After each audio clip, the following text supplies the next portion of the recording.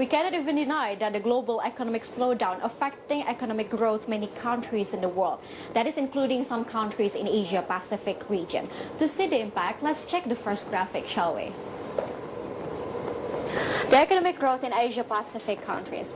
So we got Cambodia, Vietnam, China, East Asia Pacific, and also Indonesia as comparison.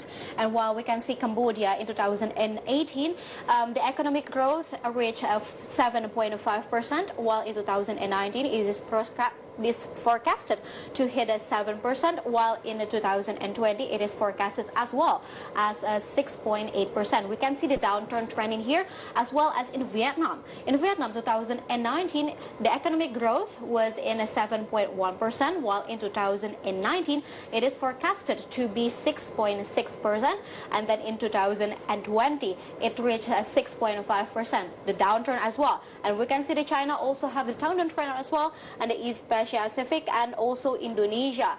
And while Indonesia in 2018 it was in 5.2%, while in 2019 it reached 5%, but hopefully it is forecasted, the government forecasted that the economic growth in 2020 will reach 5.1%.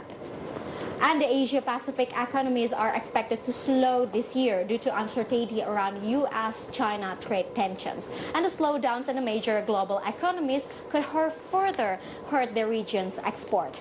And the economic growth in the region is forecast to slip to 5.8% in 2019 from 6.3% in 2018.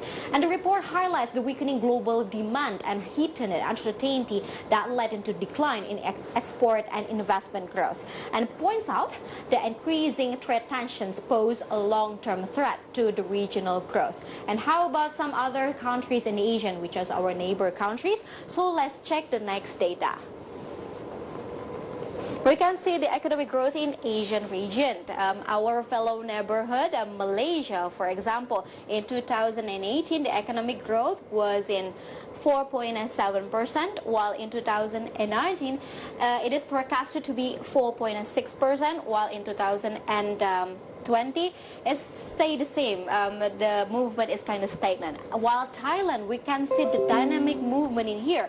In 2018 it was in a 4.1%, but in 2019 it is forecasted to be 2.7% only. It's because the export performance that going slow about this. And 2020, hopefully the government of Thailand forecasted it will increase by 2.9%. And compared to the world economic growth, compared to the all Asian countries, the world economic growth was in 3% in 2018, while in 2019 it dropped by 2.5%. And it is forecasted that in 2020 the economic growth stayed the same and remain intact to be 2.5% in total. And the World Bank said that the ongoing U.S. and China trade dispute will increase the need for countries in the region to use fiscal or monetary measures to help to stimulate their economies and undertake regulatory reform to improve the trade and attract investment. And further, the World Bank said that the growth for the East Asia and Asia Pacific is expected to slow to 5.7% in 2020 and 5.6% in 2021. So what are actually the impacts caused by the slowing down economic growth? We can see the next slide as well. So here it is, the impact of slowing down economic growth. First of all, of course, declining export performance, as I mentioned before, like Thailand, Indonesia experienced before. And the second one is pressured investment. This is also have a link to the bad structural bureaucracy that happens in a lot of countries as well. And income imbalance that may be related into the taxpayers kind of thing. And the fourth one is inclining poverty rate, and the fifth one is limited fiscal and monetary policy because of debt increase. And the ongoing trade war between the United States and China has broiled global markets and created a lot of uncertainties for business, in a part due to disruptions in global supply chains. But even though some progress has been made recently, U.S. and China's tariff on each other imports still remain. And elsewhere, the United Kingdom's scheduled departure from the European Union looks to set to be delayed again, while in China, the economy is slowing down. And these facts are affecting Indonesia tax revenue and how it goes actually, so let's check the next data.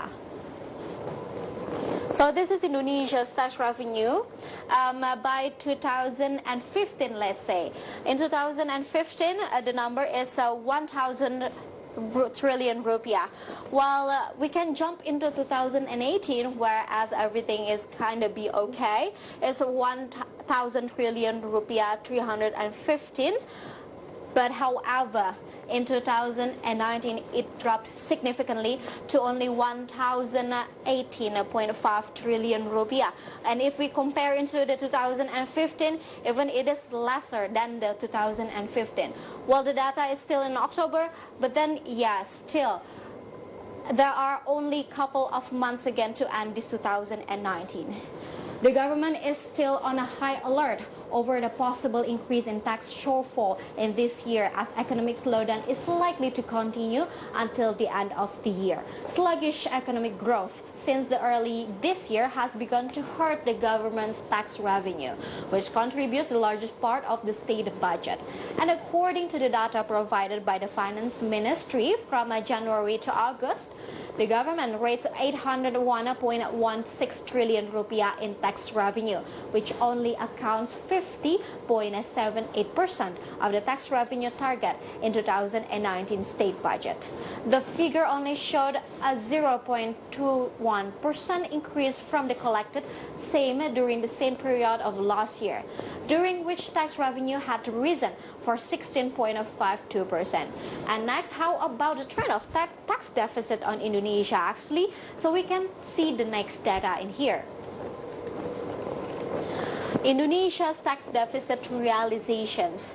And of course, in 2015, we missed 225.5 trillion rupiah from the target, while in 2016, it was bloating up to be 296.7 trillion rupiah missed from the target. And of course, this is the highest in 2015. And in 2017, it was we missed 330.2 trillion rupiah from the target, while in 2018 it reduced a little bit to 259.9 trillion rupiah, while in 2019, which is still the data that taken from October, we missed 289.1 trillion rupiah. And for all this, we can assess that Indonesia missed the target from all these years. And the trade war between the United States and China has been the main culprit for the global economic slowdown throughout the year. And the decline in global trade also affected Indonesia's manufacturing industry, as seen in the decline of tax receipt from the industrial sectors. From January to August, tax received from the manufacturing industry, which accounted for 28.9% of the total country's tax revenue, fell 4.9% year on year. Weakening commodity prices on the global market also played a part in the sluggish tax collections. Tax revenue from the mining industry and plantations show a significant increase during 9-month period as price of coal, crude palm oil, and other commodities continue to decline. And that's it for the today's infographic, so stay tuned.